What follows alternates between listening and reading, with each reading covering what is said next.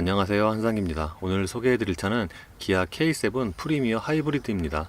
K7 프리미어는 3년 만에 부분 변경된 모델인데 안팎의 디자인을 보면은 거의 풀모델 체인지급으로 바뀌었죠. 거기다가 편의 장비나 안전 장비도 많이 업그레이드가 돼서 기존에 비하면 상품성이 많이 좋아졌습니다. 엔진 라인업도 좀 달라졌죠. 기존에 있던 3.3은 없어지고요. 가솔린 엔진은 3.0과 2.5 하이브리드, 2.2 디젤, 3.0 LPI 5가지로 구성이 됩니다. 지금 보시는 시승차는 K7 프리미어 하이브리드의 최상위 트림인 시그니처이고요. 풀 옵션 사양입니다. 3.0 시승기 때 말씀을 드린 것처럼 K7 프리미어의 디자인은 꽤 많이 달라졌죠. 기본적인 틀은 그대로 유지를 하고 있지만 그릴을 비롯한 주요 요소는 크게 바뀌었습니다. 특히 그 넓어진 그릴 때문에 기존에 비하면 차가 더 커 보이죠. 실제로 차가 더 커지긴 했는데 그 늘어난 수치 이상으로 차가 더 커 보입니다. 이번에 적용된 그릴은 K3 중국형 모델과 좀 흡사하고요. 마세라티 같은 좀 느낌도 나죠. 얼마 전에 시승했던 3.0과 비교해 보면은 그 외관의 차이는 거의 없습니다. 딱 구분이 되는 거는 알로이 휠 사이즈와 그 트렁크에 붙은 에코 하이브리드 이 정도죠. 측면에서 보면은 3.0의 19인치보다 휠이 좀 작잖아요. 그렇다 보니까 그 19인치 대비해서는 좀 폼이 좀 덜 나긴 하죠. 그리고 옆에서 보면은 그 늘어난 전장이 좀 더 티가 납니다. 기존에 비하면은 좀 더 길쭉하고 납작해 보이는 그런 느낌이 있어요. 얼핏 머플러로 보이는 트렁크 일체형 장식은 3.0과 동일합니다. 실제 머플러는 범퍼 안쪽에 바닥을 향해 있고요. 기존 K7은 뒷모습이 좀 밋밋한 게 단점이라고 생각이 됐는데 이 프리미어는 뒷모습에도 좀 더 신경을 많이 썼어요. 특히 가로로 이어지는 테일램프는 저게 점등이 됐을 때 뭐 호불호는 있겠지만 좀 존재감이 있습니다. 타이어는 넥센의 엠페라 AU5, 사이즈는 둘드로의 55R 17입니다. K7 프리미어는 가장 큰 휠 사이즈가 19인치고요. 가장 작은 게 17인치인데 이 하이브리드는 17인치 하나만 들어가죠. 그리고 이 사이즈는 그랜저 하이브리드와 동일합니다.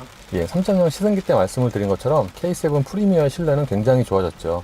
거의 외관만큼이나 변화도 크지만 소재라든가 디자인, 편의 장비까지 포함을 하면은 풀모델 체인지급이 아닌가 싶습니다. 이 실내 같은 경우에는 그 소재가 좀 되게 여러 가지 쓰인 게 좀 눈에 띕니다. A필러와 천장에는 이 스웨이드가 적용이 됐는데 확실히 이 스웨이드가 적용이 되면은 이 촉감도 좋지만 만졌을 때 눈으로 봤을 때의 그런 시각적인 고급감도 꽤 좋죠. 단지 이게 색깔이 밝은 색이어서 오염이 되기 쉽고 좀 관리가 어렵다는 그런 단점이 있겠습니다. 모니터는 12.3인치가 적용이 됐고요. 이거는 상위 모델이 K9과 같은 사이즈죠. 확실히 와이드 타입이 되니까 좀 더 눈에 잘 들어오고요. 지금이 홈 화면입니다. 홈 화면은 기본적으로 3분할이고요. 이렇게 페이지를 넘기면은 주요 메뉴가 나오죠. 이 3분할 화면에서도 이쪽 그 메뉴 같은 경우에는 이렇게 클릭을 하면은 하이브리드 관련된 정보가 표시가 되죠. 그러니까 하이브리드라서 기존에 없던 메뉴가 추가가 됐습니다. 지금 보니까 이런 그래픽 같은 경우에도 그래픽이 예쁘기도 하지만 꽤나 선명합니다. 분할 화면에서 이 가장 오른쪽은 페이지를 위로 넘기면은 또 이런 정보가 별도로 또 표시가 되고요. 이번 K7 프리미어에는 이 자연의 소리라고 ASMR 비슷한 소리가 들어갔는데 이게 생기 넘치는 숲이고요.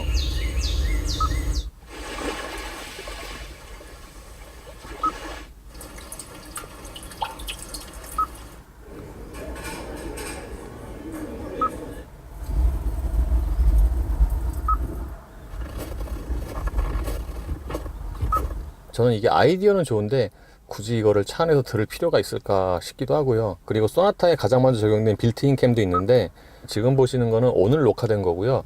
그 기존에 다른 사람이 녹화된 걸 보니까 어제군요. 이거는 이렇게 타임랩스 기능도 있고요.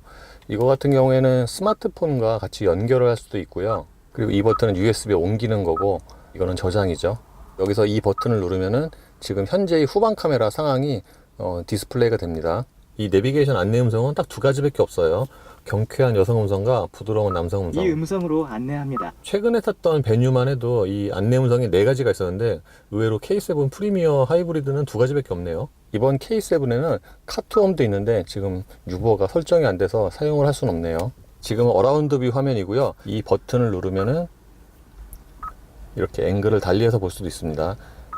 이거는 밝기와 명암, 이거는 설정 화면인데 그러니까 표시 정보와 탑뷰, 전방뷰, 후방뷰 이 메뉴를 여기서 설정을 할 수가 있죠. 그리고 전방 카메라의 경우에는 후방보다 이 전방 카메라의 화질이 좀 더 선명한 것 같죠.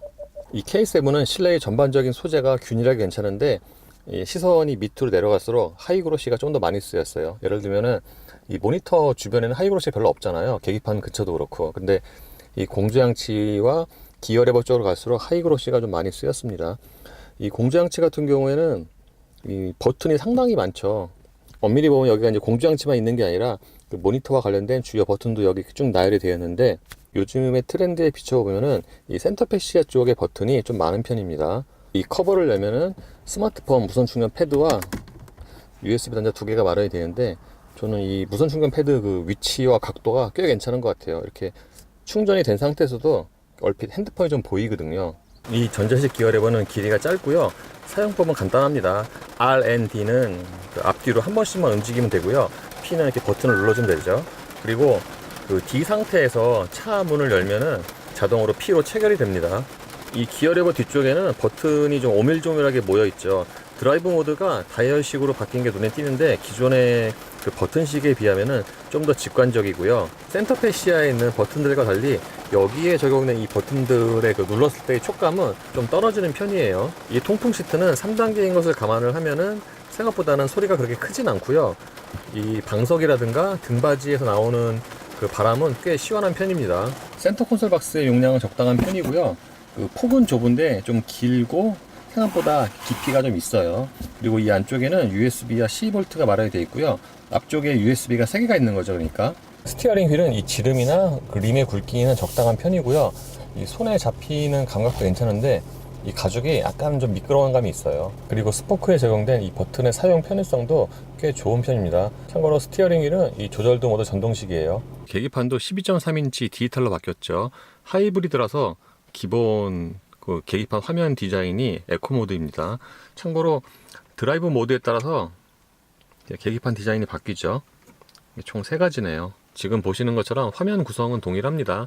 양쪽 원형 게이지 중간에 주요 정보가 표시가 되고요. 한 가지 아쉬운 점은 이게 스포츠 모드일 때도 그 오른쪽에 타코미터가 표시가 안 돼요. 그 니로 같은 경우에는 타코미터가 표시가 되잖아요. 지금은 트릭 컴퓨터 창이고요. 이 차가 하이브리드라서 이렇게 에너지 흐름도가 추가가 됐죠. 여기 냉각수 온도고요. 현대기아차는 보통 이쯤에서 그 설정이 있잖아요. 이 차 같은 경우에는 여기서 OK를 길게 누르면은 이렇게 스마트 크루즈나 주행 보조, 경고 지점, 경고 음량 이런 4가지 메뉴의 설정을 바꿀 수가 있고요. 그러니까 다른 차들에 비하면은 그 오히려 그 계기판 중간에서 보여주는 메뉴의 그런 수는 좀 줄었죠. 대신에 이렇게 12.3인치 들어가는 모델은 그 모니터에서 설정할 수 있는 그런 메뉴가 훨씬 더 많죠. 확실히 컴바이너 타입의 HUD에 비해서 눈에는 잘 들어오죠. 이 높이 같은 경우에도 조절 폭을 떠나서 그 운전자의 눈에 좀 잘 들어오게 좀 더 세밀하게 조정이 가능하고요. 그리고 밝기는 지금이 최대 20단계인데 이거를 너무 밝게 하면은 약간 좀 눈이 아프더라고요. 여기에 나타나는 표시 정보로는 주행 경로와 도로교통 표지판 안내, 주행 보조, 차로 안전, 후측방 안전 정보, 오디오 정보 등이 있습니다. 숫자 크기는 작게와 보통, 크게 3가지고요. 속도계 색상도 흰색과 주황색, 녹색 3가지입니다. 시트는 측면에 퀼팅 패턴이 들어가 있고요. 이 나파가죽 시트는 그 옷에 닿는 촉감이 꽤 좋습니다. 그리고 시트의 크기도 성인 남자가 앉아도 좌우가 약간 좀 남을 정도예요. 그런데 쿠션은 조금 탄탄한 편이고요. 3.0보다 약간 좀 더 탄탄하게 느껴지기도 합니다. 참고로 K7 부분 변경 모델은 유리 4개 모두 다 원터치가 기본이죠. 2열의 레그룸은 제가 앉을 경우에 무릎과 앞서 사이에 주먹이 3개가 들어가고도 조금 남을 정도니까 2열의 무릎 공간은 굉장히 넉넉하다고 할 수가 있습니다. 그리고 이 차 같은 경우에는 1열 문이 닫힌 상태에서 2열을 열면은 1열 시트가 다시 원래 위치로 슬라이딩하는 또 그런 기능도 있습니다. 센터 콘솔 박스 뒤에는 USB 단자 2개가 마련이 되어 있고요. 이 차 같은 경우는 양쪽 모두에 블라인드도 마련이 되어 있죠. 그리고 이 옷을 걸 수 있는 고리도 2개씩 있습니다. 트렁크 개폐는 전동식이고요. 저 기아 엠블렘 가운데를 누르면 됩니다. 너무 밑에나 위에를 누르면 또 안 열리더라고요. 그리고 이 트렁크는 스티어링 칼럼 왼쪽에 있는 그 버튼을 눌러서도 개폐를 할 수가 있고요. 닫을 때는 원터치가 아니라 버튼을 꾹 누르고 있으면 됩니다. 기본 트렁크 용량이 워낙 크니까 이 정도도 충분해 보입니다. 예, 하이브리드의 기본 상태는 EV 모드죠. 그러니까 배터리 잔량이 있는 가정 하에서 시동을 키는 게 아니라 전원을 켜는 뭐 그런 개념이죠. 내연기관 같은 경우에는 보통 이제 공회전 상태잖아요. 근데 하이브리드는 주행이 가능합니다 라고 이렇게 계기판에 뜹니다. 지금은 EV 모드잖아요. 그러니까 엔진이 시동이 안 된 상태인데 이 상태에서는 당연히 굉장히 조용하죠. 소리가 뭐 거의 없다시피 합니다. 에어컨이나 통풍은 지금 끈 상태이고요. 소리가 아주 전혀 없는 건 아니고요. 그 엔진룸 안쪽에서 전장품이 작동하는 소리가 아주 희미하게 들리긴 하는데 뭐 내연기관에 비하면은 지금은 아주 그냥 소리가 없다고 해도 과언이 아니죠. 예, 지금은 시동이 걸린 상태인데요. 이 시동이 걸렸을 때 공회전 상태에서의 그 엔진룸에서 실내로 들어오는 그 엔진 소리가 아주 작은 건 아니에요. 그러니까 EV 모드 때처럼 소리가 아주 쥐죽은 듯이 그렇게 조용한 건 아니죠.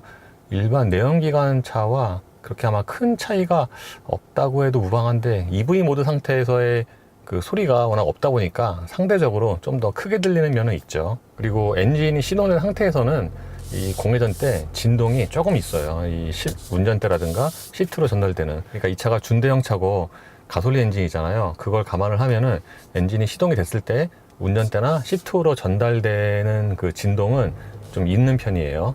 지금 배터리 잔량이 많아서 자꾸 EV 모드가 되는데 가속 페달 눌러서 이렇게 시동이 걸린 상태에서는 그 등 쪽으로 좀 진동이 가늘게 전해져요. 지금은 EV 모드에서 에어컨만 켜고 있는 상태인데 보통 스톱 스타트 있는 내연기관 차가 시동이 꺼지면은 이제 에어컨이 보통 유지가 되잖아요. 근데 유지는 되지만 뭔가 좀 바람이 좀 약해지거나 그런 면이 있는데 이런 하이브리드 같은 경우에는 EV 모드에서 에어컨 켜도 그 시동이 걸렸을 때와 거의 동일한 그런 에어컨 성능이 유지가 됩니다. 그런 거는 또 이렇게 장점이라고 할 수도 있겠죠. 이 차에는 따로 EV 모드 버튼이 없어요. 그러니까 주행 상황이나 운전자가 그 가속 페달 얼마나 밟냐 그런 입력 상황에 따라서 자동으로 내연기관이 켜지든가 또는 전기 모터와 같이 구동을 하든가 또는 지금처럼 전기 모터와 단독으로 구동하는 EV 모드가 되든가 그렇게 자기가 자동으로 변환을 하죠. EV 모드 같은 경우에는 그러니까 운전자가 그 가속 페달을 얼마나 밟냐에 따라서 그 유지가 좀 달라져요. 배터리 잔량이 좀 있는 상태라면은 제가 아까 가속 페달 많이 안 밟은 상태에서 대략 한 40, 50까지도 EV 모드가 유지가 되죠. 지금은 그 배터리 잔량이 그렇게 많지가 않아서 가속 페달을 조금만 밟아도 엔진이 시동이 되는데 이 차의 전체적인 방음은 좋은 편이에요. 측면 유리도 두 겹이고 지금 이 도로를 70이나 80, 뭐 90 요 사이로 달리면은 타이어 소리가 가장 크게 들리긴 하지만 한 단계 걸러져서 들어오죠. 이 차는 오히려 주행할 때 그 앞창에서 부딪히는 좀 이렇게 자잘한 바람 소리가 있는데 뭔가 유리를 좀 두껍게 해서 그 바람 소리를 좀 덜 들리게 하는 그런 느낌이에요. 그리고 방금 말씀을 드린 것처럼 EV 모드가 이게 상황에 따라서 자동으로 들어오잖아요. 근데 지금처럼 속도가 지금 80이에요. 80으로 딱 정속 주행 아주 가속 페달 조금 밟고 있는데 이 상태에서는 지금 계속 EV 모드로 유지가 되고 있는 거죠. 그러니까 이 상태에서는 지금 연료를 안 쓰고 있는 건데 이런 것 때문에 그 하이브리드가 기본적인 이 엔진의 효율이 좋아서 연료를 적게 먹기도 하지만 그 주행 중에 이렇게 순간순간 또는 자주 EV 모드가 들어오기 때문에 여기서 연비가 많이 좋아지죠. 그리고 우리가 운전을 하다 보면은 가속을 하다가 발을 딱 뗄 때가 있잖아요. 가속을 하다가 발을 떼면은 EV 모드로 전환이 되죠. 그러니까 여기서도 연료를 조금 더 아낄 수가 있습니다. 확실히 어제 오늘 주행을 해보면은 이 차가 공인 연비도 좋지만 이게 체감 연비도 좋아요. 보통 트립 컴퓨터에 찍히는 주행 가능 거리는 그 전에 이제 운전을 어떤 식으로 했냐에 따라서 그 주행 거리가 좀 달라지긴 하는데 이 차 같은 경우에는 기름 가득 넣은 상태에서 천천히 운전을 하잖아요. 그러면은 주행 가는 거리가 1000km도 돼요. 이 차는 변속기가 6단 자동인데 이게 변속기 때문에 그런지 모르겠지만 그 저속에서 천천히 주행할 때 뭔가 그 동력의 전달이 그렇게 매끄럽지는 않다는 그런 느낌이 좀 자주 들어요. 변속기도 시내 구간, 그러니까 변속이 좀 잦은 구간에서는 좀 간혹 가다가 울컥거리는 면도 좀 있고요.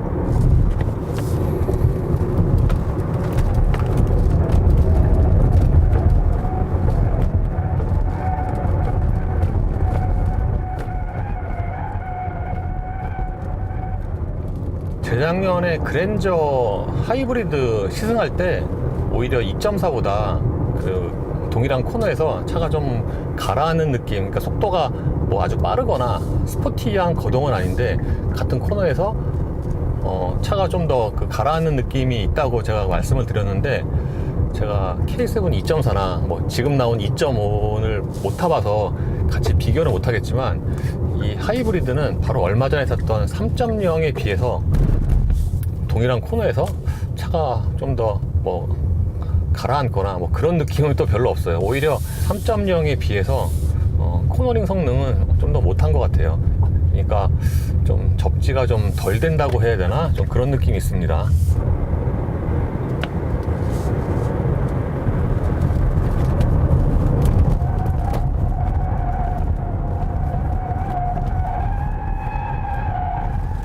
이 차는 방금 그 오르막 코너를 돌 때 다른 현대기아 차와 다르게 앞바퀴의 그 슬립이 조금 더 나는 것 같아요. 보통 코너 정점 지나면서 앞타이어가 접지력이 약해지는 건 다 비슷한데 얘는 그거보다 슬립이 조금 더 나고요.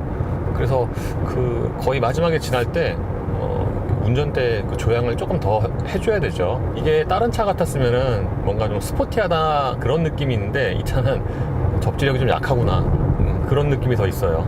이 차의 파워트레인은 2.4L 가솔린 엔진과 6단 자동 변속기 전기 모터로 구성이 되는데, 이 파워트레인은 그랜저 IG 하이브리드와 동일하죠.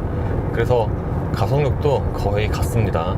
그 2년 전에 시승했던 그랜저 하이브리드와 제로 190을 비교를 해보면은 제 동영상 기준으로 시간이 거의 한 33초, 34초 이 정도 돼요. 그러니까 뭐 거의 비슷한 거죠. 참고로 배터리 잔량에 따라서 가속력의 차이가 좀 있습니다. 예를 들어서 배터리 잔량이 별로 없었을 때, 대략 한 150 넘어가서 이제 배터리가 없어서 전기 모터가 지원이 안 될 때, 그때와 비교를 해보면은 190까지 한 3초? 이 정도 차이가 나는 것 같아요, 가속력에서. 그리고 이 차는 계속 운전을 해보면은 타이어 소리가 역시나 가장 많이 들리긴 하는데, 그 다른 부분 때문에 좀 더 크게 들리는 것 같기도 해요. 3.0 시승기 때 말씀을 드린 것처럼 이 차 거의 최신의 ADAS가 다 들어갔잖아요. 그 일상 운전에서 저는 가장 좋은 것 중에 하나가, 차선 유지도 좋지만 그 크루즈 컨트롤 사용을 할 때 자동으로 카메라 앞에서 속도를 그 밑으로 줄여주는 건데, 지금도 500m 앞에서 저 녹색불이 들어오고 지금 제가 92km로 맞추고 다녔거든요. 그러니까 89km로 떨어뜨리고 카메라를 지나간 다음에 다시 제가 원래 세팅했던 92km로 복귀를 하죠. 급가속을 해보면은 엔진 소리가 당연히 커지죠. 회전수가 높으니까. 근데 그 회전수가 높은 것에 비례해서 그렇게 아주 소리가 볼륨이 크다고 생각되진 않아요. 물론 이제 속도가 높아지면은 뭐 바람 소리나 타이어 소리가 더 커지니까 그것 때문에 좀 묻히는 감이 있긴 하지만, 어쨌든 회전수를 높게 써도 그거에 비례해서 엔진 소리가 아주 크다고 또는 그 음색이 더 나쁘진 않아요. 고속 안정성은 괜찮긴 한데 3.0보다는 못한 것 같아요. 좀 이따 이제 말씀드린 그 승차감과도 이제 같이 통하는 얘기인데, 고속 주행을 해보면은 그 좌우의 롤 컨트롤은 괜찮은데 뭔가 그 상하의 높낮이 그 처리하는 그게 좀 애매한 것 같아요. 그러니까 그 느낌이 그렇게 깔끔하지가 않아서 고속으로 주행할 때 아주 안정적이다 그런 생각은 들지 않습니다. 하체 세팅은 좀 단단한 편인데 저는 이것 때문에 안정성이나 승차감도 좀 떨어진다고 생각이 돼요. 그리고 속도가 110을 넘으면은 바람 소리가 커지는 건 당연한데, 보통 이렇게 문짝 쪽에서 바람 소리가 나진 않잖아요. 근데 이 차는 속도가 한 110, 한 120 정도만 돼도 아마 그 문짝 그 틈새에서 나는 것 같은데, 그냥 소리가 아주 크진 않아요. 뭐라 그러죠? 이렇게 하는 그런 소리인데, 이게 소리가 아주 크진 않아도 귀 옆에서 들리니까 좀 신경이 쓰이죠.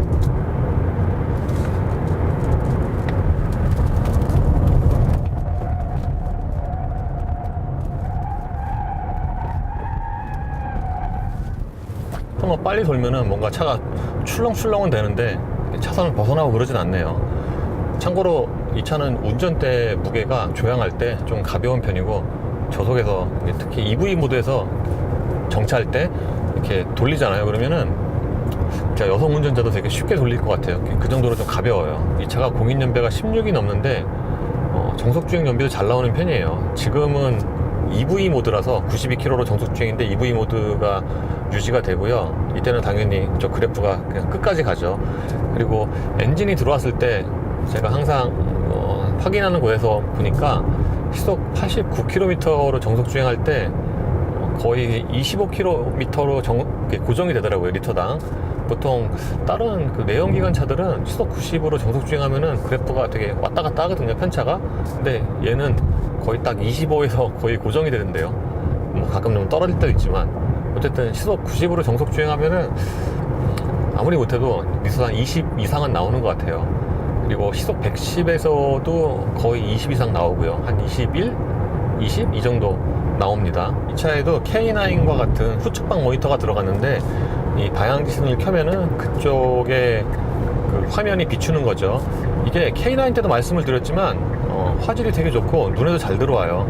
낮뿐만 아니라 그 야간 또는 비 올 때도 뒤에가 잘 보여요. 물론 얘만 전적으로 믿고서 차선 변경을 할 건 아니고 어차피 보조의 개념이긴 한데 사이드 미러와 이거를 같이 놓고 보면은 그러니까 거의 사실상 사각지대가 없는 거죠. 이게 야간에 비 올 때도 잘 보여요. 저 이게 K9 때 처음 경험해보고서 이게 꽤 마음에 드는 기능이었는데 어쨌든 운전의 편의성을 높여주는 부분이고 특히 야간에 비 올 때, 주정차할 때 확실히 좀 더 유용하더라고요. 예, 어제 오늘 K7 프리미어 하이브리드를 시승을 했습니다. 프리미어 하이브리드는 기본적으로 K7 부분배경 모델이 상품성이 많이 좋아졌잖아요. 안팎 디자인이나 편의 장비, 특히 이런 실내 여러가지 좋아진 점이 많기 때문에 그런 장점은 그대로 유지가 되고 있고요. 그리고 무엇보다도 내연기관에 비해서 연비가 좋은 게 장점이죠. 하이브리드 하면 연비이기 때문에 연비를 가장 크게 내세울 수 있는데, 예, 참고로 여기 양쪽 사선이 흐려진 곳에서도 중앙을 잘 잡고요. 어제 같은 경우에는 비가 되게 많이 왔거든요. 비가 되게 많이 왔을 때는 처음에 여기 딱 처음에 진입할 때 그때는 조금 헤매긴 하더라고요. 방금 같은 경우에는 진입할 때 이 한쪽 사선이 없어진 곳으로 바퀴가 밟았는데 좀 지나가니까 얘가 안쪽으로 이렇게 들어와서 중앙을 딱 잡네요. 그래서 어제 오늘 타보니까 K7 하이브리드는 공인 연비도 좋지만 이 체감 연비 또는 실제 연비도 꽤 잘 나오더라고요. 그래서 연비가 좋은 가솔린 엔진을 원하시는 분이라면은 K7 하이브리드가 좋은 대안이 될 수가 있고요. 이 차 같은 경우에는 단점이 저는 승차감 같아요. 승차감이 좀 생각보다 좀 떨어지네요. 아까 그 고속주행할 때 말씀드린 것처럼 위아래로 움직이는 그 바운싱의 처리가 그렇게 매끄럽지 못해갖고 뭐 빨리 달리는 건 물론 이렇게 좀 천천히 달릴 때도 얘가 좀 생각보다 좀 단단해요. 그래서 그런 것 때문에 좀 승차감이 떨어진다고 느끼는 것 같습니다. 그리고 또 다른 단점은 이 잡소리가 있는데 3.0 때는 여기서 잡소리가 안 났거든요. 근데 이 차는 지금은 안 나요. 근데 어제는 잡소리가 여기서 되게 많이 나갔고 제가 이렇게 꽉 붙잡고 이렇게 당기고 있으면 소리가 안 나죠. 지금도 이렇게 자꾸 좀 흔들어 보면 약간 삐직삐직 소리가 나잖아요. 이게 좀 거친 노면을 달릴 때 그때 좀 소리가 나죠. 그리고 제가 현대기아차 시승할 때 세차 냄새가 많이 난다고 여러 번 말씀을 드렸는데 이 차는 또 세차 냄새는 안 나네요. 보통 세차 냄새는 이렇게 더운 여름에 더 강해지는데 이 차는 주행거리가 제가 받았을 때 한 1200km? 이 정도밖에 안 돼서 새 차죠. 그래서 그걸 감안을 하면은 이 차 세차 냄새가 없는 건 또 장점이네요. 요즘에는 내연기관과 하이브리드를 놓고 고민을 하시는 분들이 좀 있을 것 같은데 제가 예전에 그랜저 IG 하이브리드 시승할 때는 댓글로도 그랬고 시승기 때도 그랬고 그랜저 하이브리드는 2.4보다는 그냥 하이브리드가 더 낫다, 상승성이 더 있다 라고 말씀을 드렸거든요. 근데 이 K7 프리미어는 이 승차감 때문에 하이브리드보다는 그냥 내연기관 차가 좀 더 낫지 않을까 라고 생각이 됩니다. 물론 제가 아직 2.5는 못 타봤지만 참고로 2.5 내일 타요. 그래서 승차감만 놓고 보면은 하이브리드보다는 내연기관이 좀 더 끌리긴 합니다. 물론 이 차는 3.0보다 연비가 훨씬 좋고 2.5보다 좋기 때문에 그런 면에서는 또 선택을 할 수도 있겠죠. 참고로 요즘 나오는 대부분의 하이브리드가 그렇긴 하지만 이제 하이브리드 또는 그 EV 모드로 작동할 때 그런 이질감은 거의 뭐 없다고 해도 무방합니다. 물론 아주 저속에서 EV 모드로 천천히 움직일 때 그 가상 사운드도 있고 전자풍의 소리가 좀 희미하게 들리긴 하지만 그게 아주 이렇게 신경 쓰일 정도는 아니고요. 단지 브레이크 페달의 감각이 조금 다르긴 해요. 내연기관에 비해서. 내연기관과 비교를 하면은 브레이크 밟을 때 그 초기 감각이 조금 탱탱한 편입니다. 근데 전반적인 작동 질감은 굉장히 자연스러워서 뭐 하이브리드로 인한 그런 이질감은 걱정을 크게 안 하셔도 될 것 같아요. 네, 이로써 기아 프리미어 하이브리드의 시승을 마치겠습니다. 감사합니다.